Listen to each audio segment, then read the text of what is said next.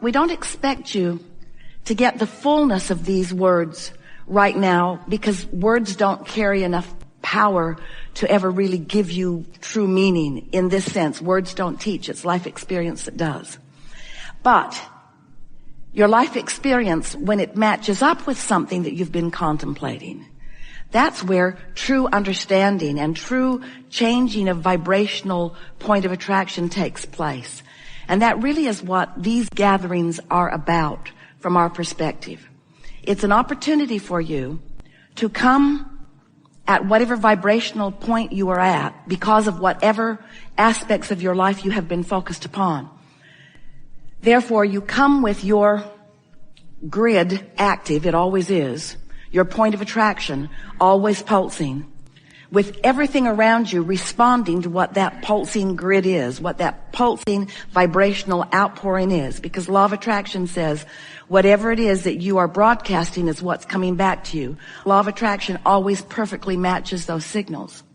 So when you come to a gathering such as this, the advantage of it that we know is there for you is that as you listen, as we deliberately unfold, as we specifically choose conversation based upon where we know you are right now, not asking you to reach too far into what is beyond where you are, but giving you something beyond where you are, and not giving it to you so abruptly that there's a backlash that causes your mind to wander and activate a vibration that you don't want to activate, but instead gently moving vibrationally into the frequency that's closer to that most expanded place that you have achieved through life experience. Then you have contemplative, obvious, visceral, all of those things meaning known to you right here, right now, breakthroughs. A breakthrough, from our point of view, is just a movement in your grid. And your grid is your current point of attraction. And your current point of attraction is everything, because that's the way other people, that's the way your own thoughts, that's the way everything responds to you, based upon that grid, that point of attraction, that vibration, that belief system. So since the thought is an active vibration, and that thought affects your grid, and the thoughts that you keep thinking equal your beliefs, and so your beliefs equals your chronic grid or your chronic point of attraction, we don't think there's a better subject to contemplate than what you're doing vibrationally, which means we then got to talk about how you're feeling, because how you're feeling is the only way you know what you're doing vibrationally in relationship to the only other thing that matters.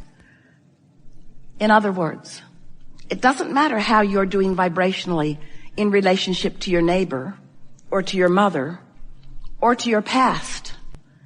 It doesn't matter how you're doing vibrationally in relationship to what the polls say or to what peer group pressure says or to what the rules, religious and secular, say.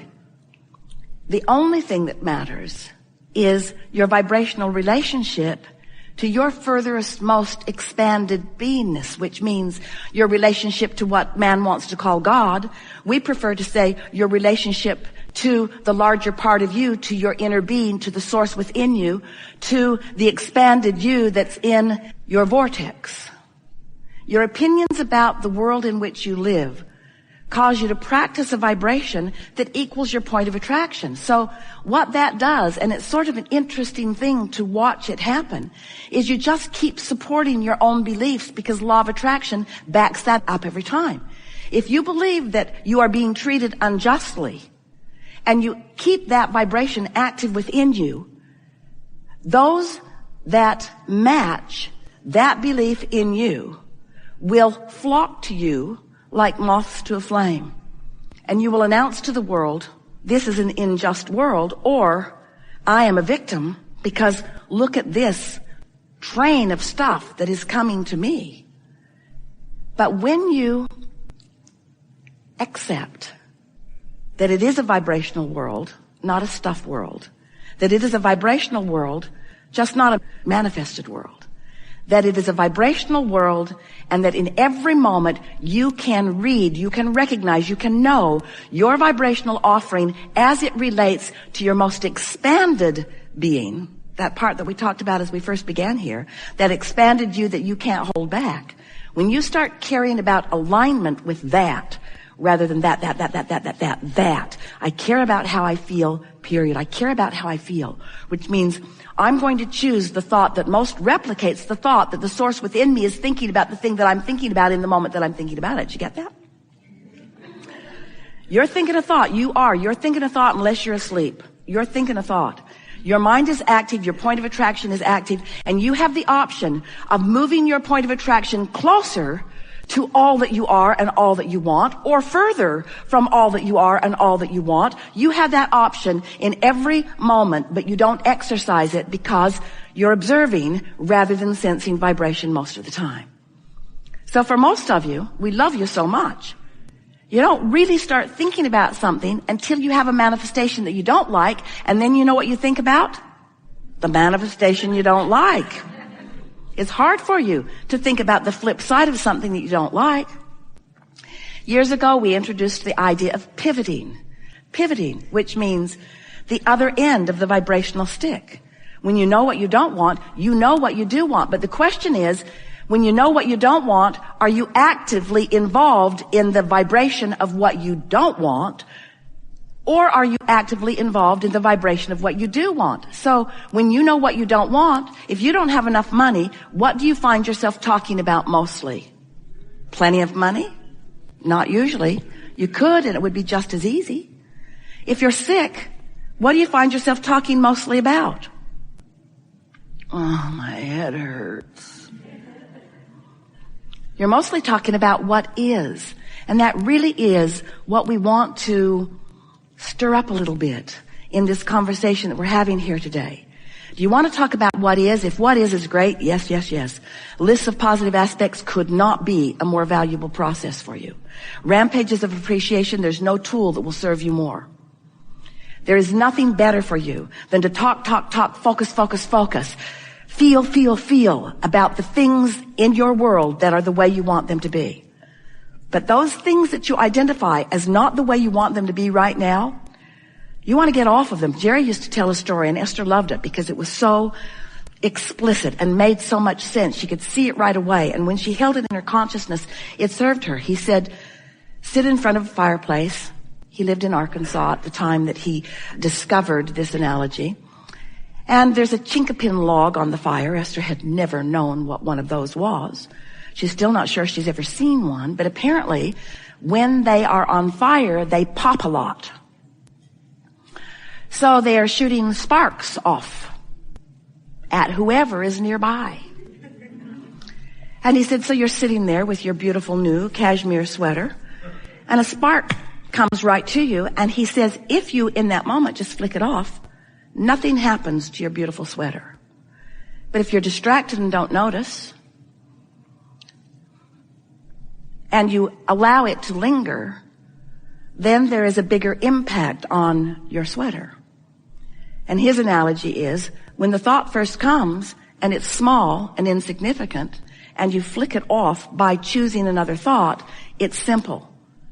But if you allow it to smolder, if you allow it to grow, if you engage in conversations with others about it, if you write it in your diary, if you blog about it, if you write home about it, if you call that friend who always wants to know what's going on, and you tell them what's going on.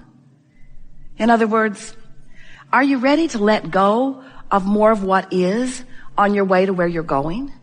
When you're driving down the highway, and it's a beautiful day out there, and you have this magnificent windshield, you just washed it, the day is bright, you're looking out ahead, or do you have your windshield installed in your floorboards? Or do you spend all of your time looking in your rearview mirror?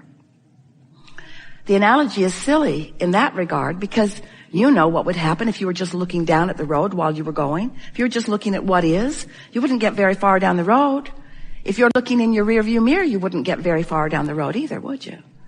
And so we're wanting to get your attention. We want to sort of wake you into a keener awareness that you are the creator of your own reality, and that the reason that you are the creator of your own reality is because you've come here with great tools and intentions to enjoy the express motion forward that you knew was inevitable. And the reason is not as important right now in this conversation as the method by which you are the creator of your own reality. You do it by your thoughts. But you can't monitor thoughts. There's too many of them. There's too many moving parts. But you can pay attention to the way you feel. And if you will leave this gathering today with one intention in mind, and that is you care about how you feel, and you understand that how you feel has relevance. It is strict relationship with the larger part of you. That when you feel negative emotion, it means one thing, and it means the same thing every time you feel it. No matter what the negative emotion is or how severe it is, it always means the same thing. The larger part of you has an opinion about the thing that you're feeling negative emotion about that is different. So when you are mad at yourself, that discouragement is your indicator the source isn't mad at you. If you hate that guy because of his behavior, that hatred you feel is your indicator that source does not hate that guy. If you are feeling confusion, the confusion is your indicator that you are disallowing the clarity that would be available if you weren't focused in a way that is disallowing the clarity. You see what we're getting at? You have the ability to focus yourself into such alignment that you will be romping through life feeling as if you are on a sort of magic carpet ride, where everywhere you go, it feels as if, and it is exactly as if, an entourage has preceded you and smoothed out the bumps because they know, we know who you are and what you want and where you are in relationship to what you want and what the path of least resistance is to get you from where you are to where you want to be. And why are we interested in helping you get from where you are to where you want to be? Is it because where you want to be is better than where you are? No. It's because the journey from where you are to where you want to be is really, really, really, really fun. Hard to hear that if you're standing in the midst of something that you don't like, because it feels like if I could just not be standing here, I would feel so much better. But we want you to know that you're always going to be in some place on your way to someplace else, in some thought on your way to another thought, experiencing some experience on a way to another experience. So if you can sort of chill out a little bit, lighten up a little bit, and be eager about the journey and not so fixated on the destination that you feel disappointed that you're not there yet, then everything will take on a fresh new look. And you'll start looking out the windshield of your vehicle instead of at the floorboards. And you will begin to feel the clarity and the power of who you really are. Give people the benefit of the doubt. Look for reasons to feel good. Party, party, party, party, party. Party. Go to the party. Create the party.